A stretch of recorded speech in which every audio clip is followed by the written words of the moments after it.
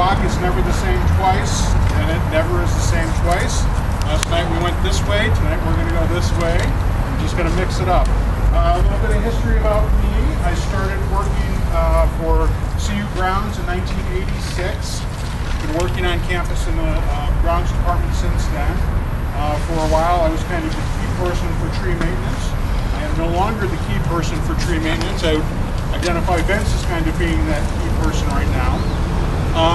We have a lot of trees on campus. There are a couple different departments on campus that have jurisdiction over trees. Facilities management is the primary one. We have trees in what I describe as the general fund spaces on campus. The folks in the housing department have about 1,000 trees in the areas that they're responsible for maintenance for. Again, that's the housing department. We have of the 4,000 plus or minus trees that we have Vince working full time in the process of getting another full time assistant. Maybe with 2 full time people, we don't really have enough resources to do everything that needs to happen for the trees. So a lot of the work that we do is contracted out. Vince works closely with the vendors to ensure we're getting good quality and we're getting professional work, and we're generally pretty happy with the way that works.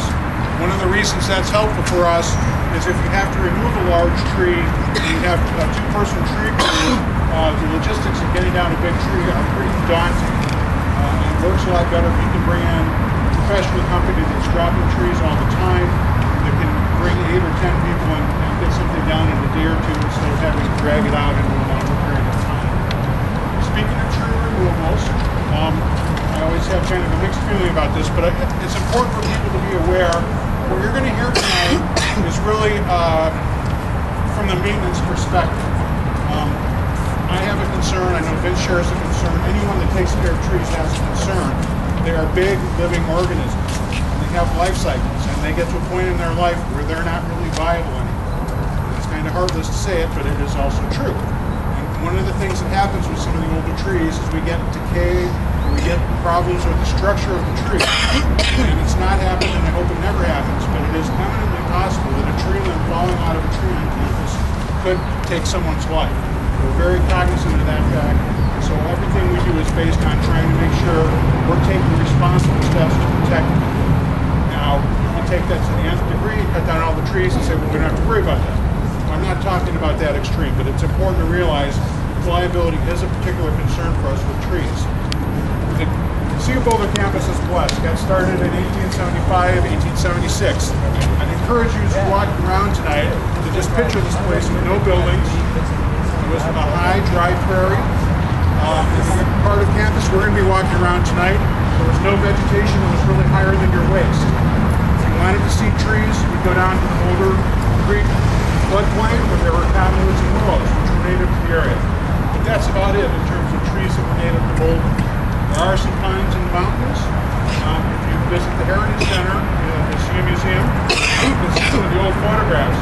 And actually the pines that we see quite a bit now in the Flatirons are actually a lot sparser when the campus was started and developed. So it's kind of interesting to see the evolution that's happened over time.